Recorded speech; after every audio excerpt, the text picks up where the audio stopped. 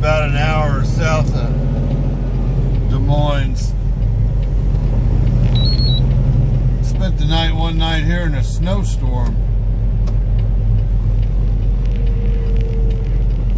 Last time I was in here anyway. But I'm going to take the opportunity to fuel up, top everything off. Being as we got the courtesy of the light of day, I'm going to take the time to check my oil, do a walk around on the truck, make sure all my tires are aired up, we got good pressure. I'm going to do all that this morning in the light of day. This guy wanted to back in here. Sorry about that, brother. Didn't mean to crowd you. You know, if you'd thrown your four-ways on, I might have known what you was doing.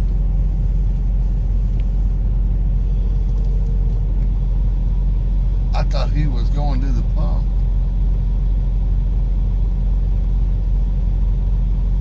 Well, Mr. Stevens Transport put it in there in one shot. Very nice back there, guy.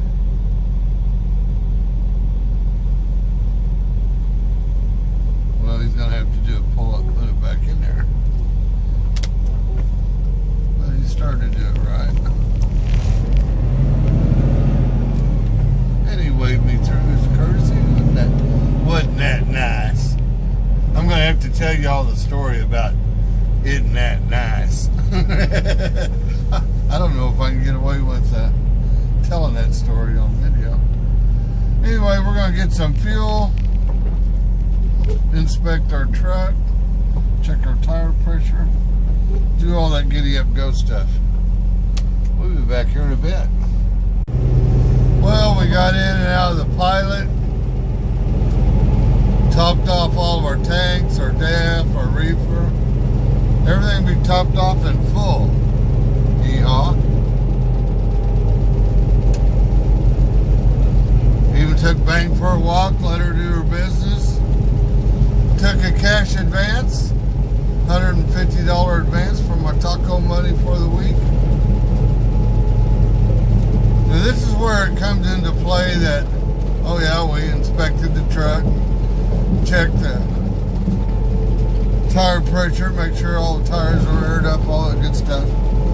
But here is where it comes into play. You know, after you've been out here a while, you'll get to know where certain rest areas are, certain places that you want to stop. You know, you'll just know where they are. Like down here on I-35 going south out of Des Moines, about the 4 to 6 mile marker, right before you leave the state, this is absolutely beautiful rest area. It's got a lake, hiking trails, all that kind of good stuff on it. Now we ain't gonna have time to go for a hike, but we may have time to let Bang take a run across the dam for about 10 minutes by the lake. Gotta make time for the dog. But it just comes with knowing where you're at and where the truck stops are, what they are, the rest areas, all that type of stuff. You know, I was amazed at my trainer. He had 26 years experience and he knew every rest area, the mile marker, truck stops, mom and pops. I mean, I was just amazed how he could know all the places over the entire country. Well, I'll tell you what, after you've been out here a couple of years, you'll be the same way. It's pretty amazing. But this rest area down here, 4 or 6 miles from state line, is one of the prettiest ones in the country. I've shot a lot of video at that. If I show it to you when I get there, you'll probably recognize it from my videos. We're going to keep on moving. I'm actually going to cover one of the reasons why night driving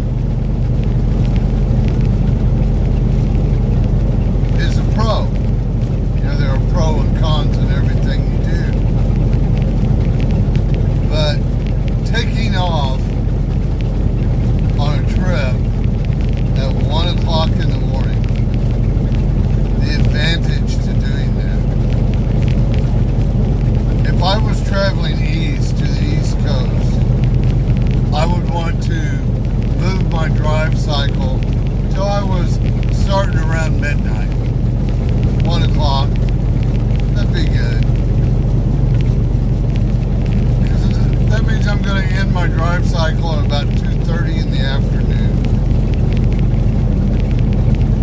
How advantageous would it be to position myself within a few miles of my job by parking at 2:30 in the afternoon? Parking's going to be available. You won't have any problem parking anywhere that parking is available at 2:30 in the afternoon. It's very advantageous to start off in the wee hours of the morning. Earlier the better. 1 o'clock, I'm going to get to my maximum drive at 2:30. I'll have about 640 miles for the day. And I'm going to get to a service plaza, and I'm going to be able to park right by the front door. It's one of the advantages. And this is one of the things that you need to think about.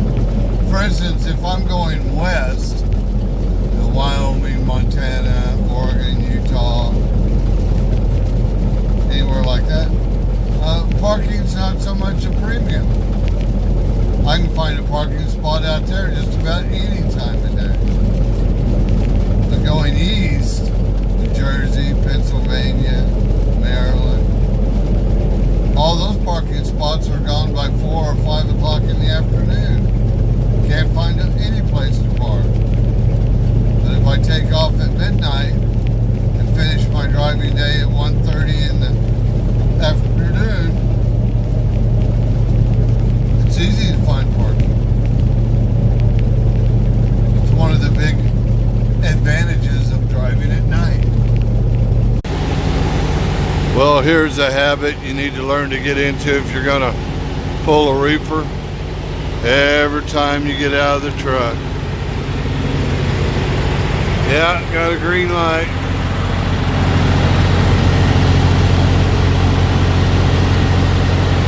Yeah, my temp is good.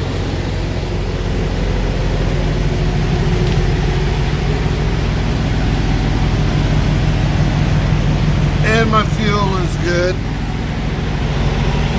But yeah, every time you get out of the truck when you're dragging a reefer, you need to sneak a peek. Make sure she's all running right.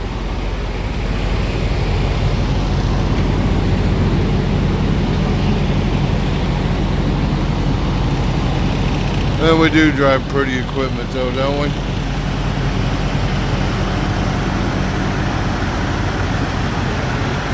Gonna be out here, might as well be styling. You know, for what it's worth,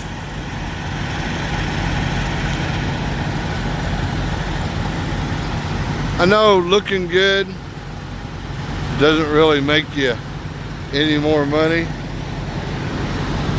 even though Magnum being one of the highest paying company driver positions in the United States, that is without a fact. You can look that up on the internet.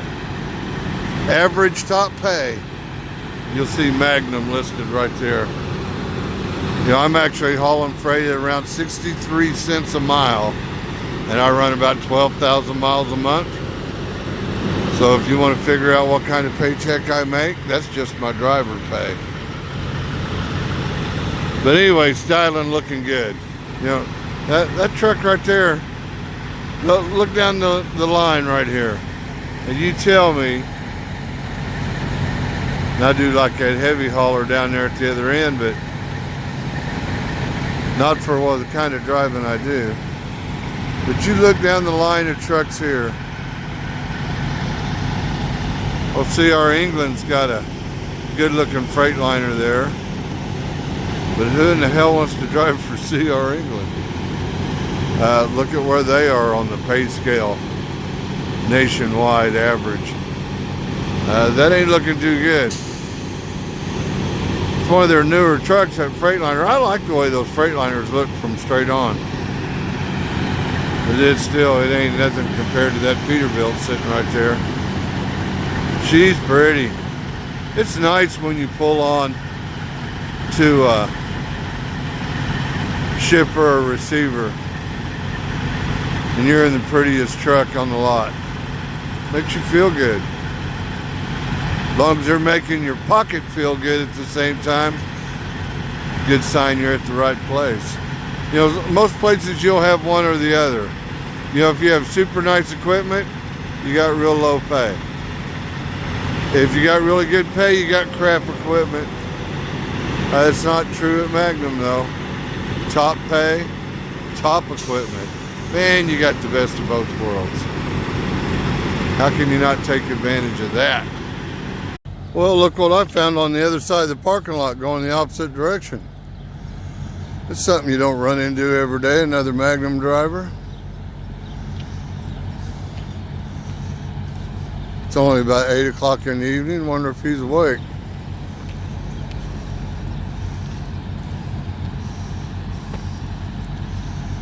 (1906) Ultra Loft. Probably another trainer. Let's take a look here.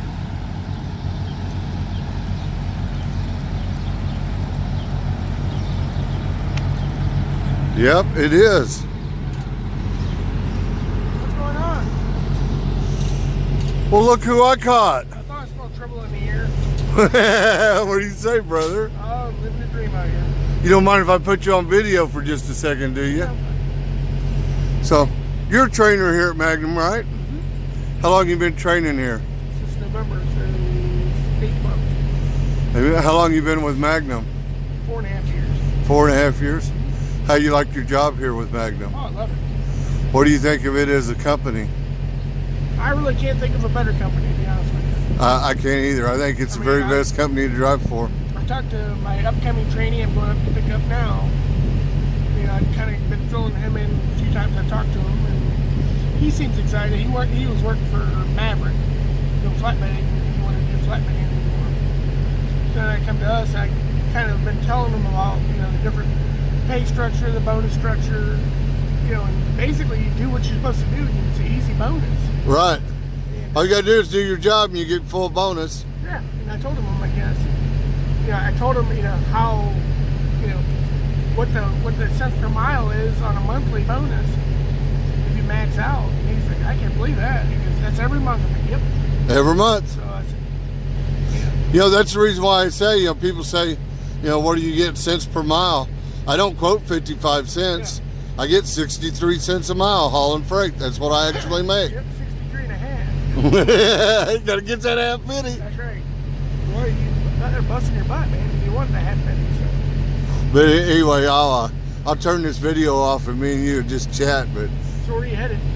I'm headed south. You're headed north. Yep, heading to Burnsville. Are you?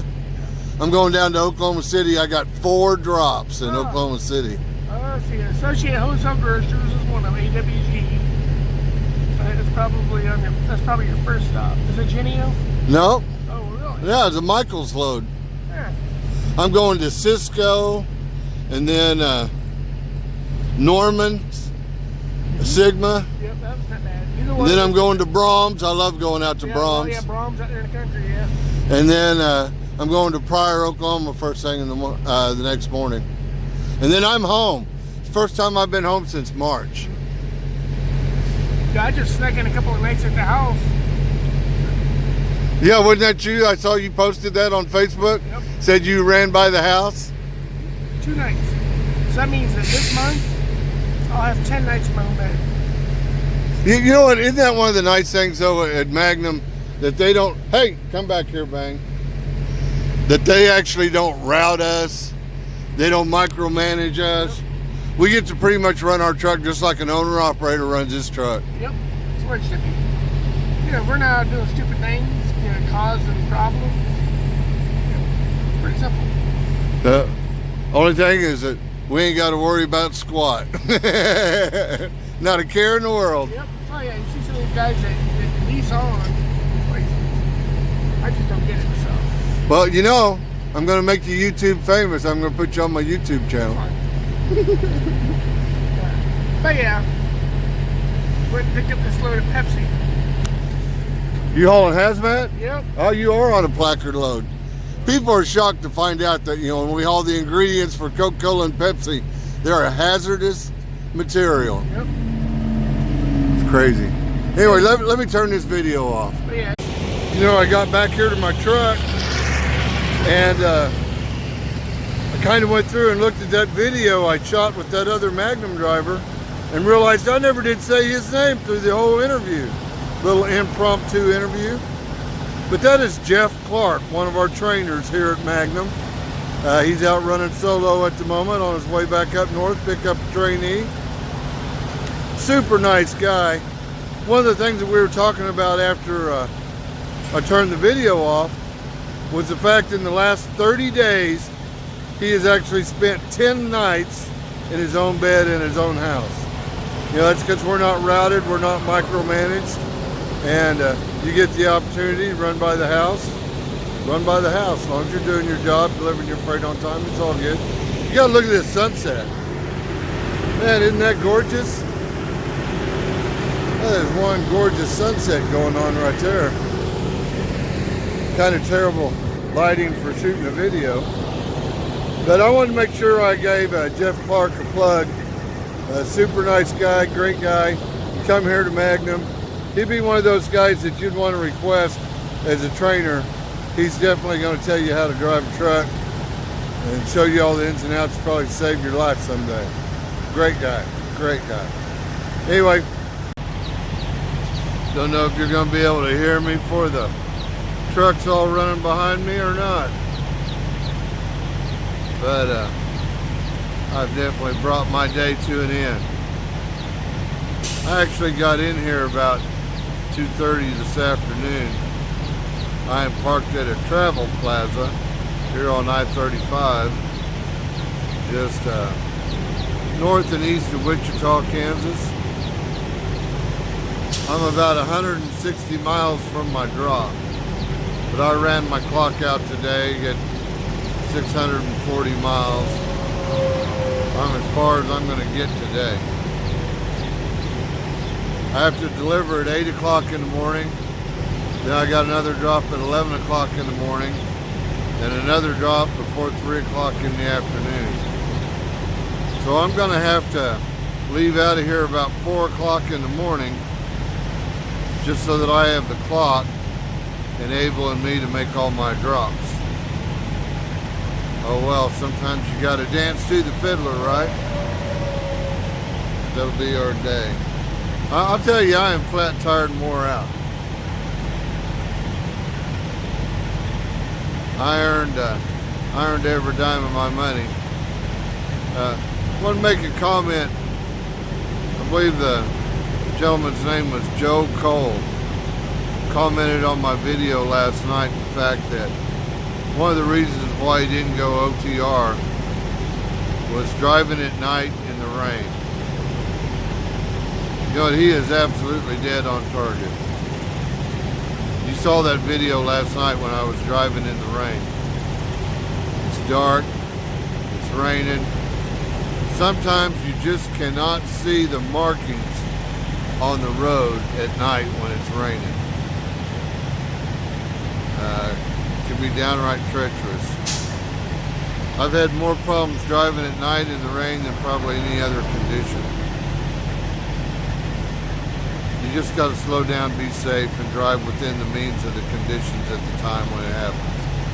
And like I said last night, sometimes you're going to have to just pull over and say, well, I can't do it. It's beyond the realm of safety.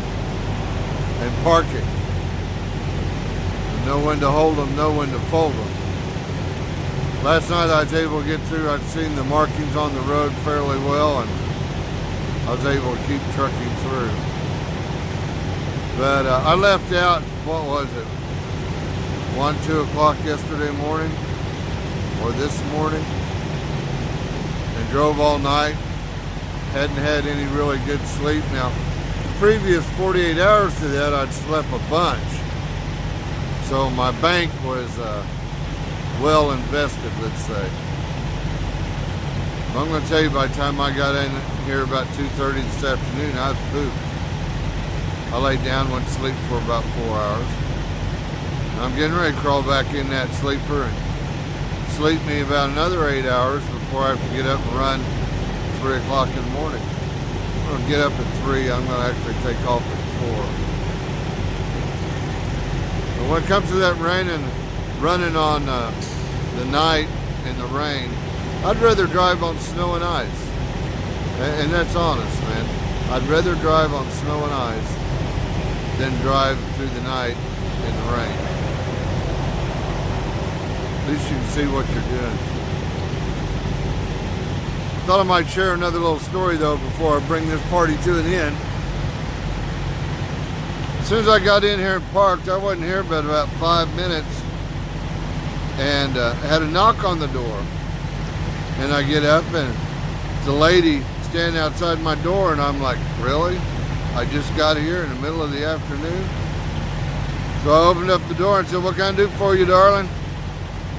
She's like, I want to talk to you about this carrier. And I said, who, Magnum, who I'm driving for? And she goes, no, this unit on your trailer, this carrier unit. I went, oh, well, what about it? And she goes, you know much about them? And I said, oh, enough to get by. And she goes, well, I've got the same kind of reefer unit and I'm having a problem. It's showing an amber light instead of a green light.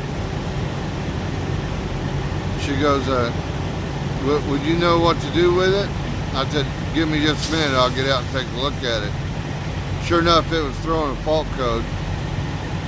But the screen on it was messed up where you couldn't read the fault code. So I couldn't tell what it was. So I just turned it off and turned it back on, let it recycle. And she went back to a green light, of course. We sat there talking for about 3 or 4 minutes, and it went right back to an amber. And she'd been talking on the phone to her shop, and they were acting like they didn't know what was going on with it. Now this I didn't actually understand, because you know my reefer unit's sitting right there. It is connected to the internet. My shop is actually monitoring that reefer back in Fargo, North Dakota. And anytime it's throwing a fault code, sometimes they'll know it before I do. So I was rather shocked that her company didn't know what was going on with that reefer. Anyway, she was telling them that I was looking at it and this, that, and the other, and went back to throwing a fault code again. So they told her that she's going to have to take it to a carrier unit for service. Most likely it's just a sensor.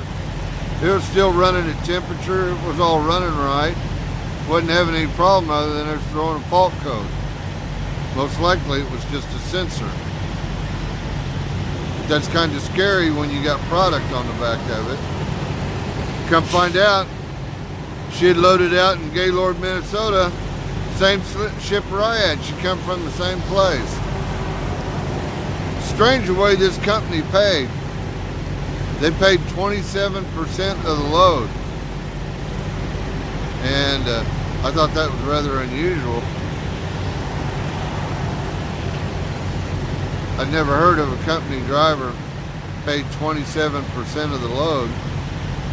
I asked her how she was doing.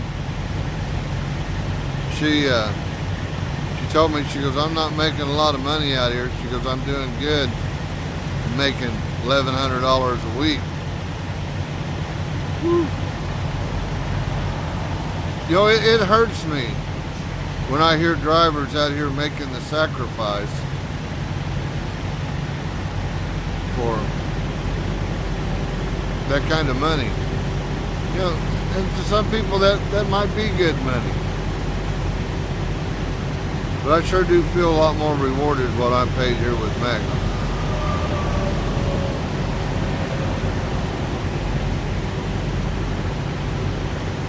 Mercy. You know, I turned her on to a card where she could get a job with Magnum if she wanted. She's been driving for 5 or 6 years and still only making $1,100 a week.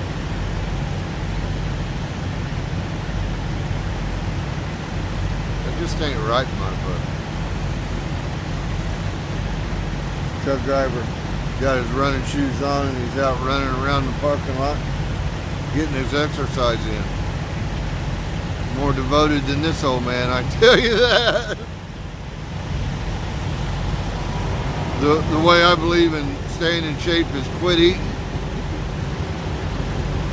Maybe I'm just lazy. But we're going to bring this video to an end and call it a day. You know, I want to say thank you to all y'all that come along for the ride with me every day. What y'all see watching this old man's videos, I don't know, but sure am glad to have you all along. Y'all have a blessed day. God bless each and every one of you. Remember, you too can change the world. All you got to do is be nice to each other. Bye-bye.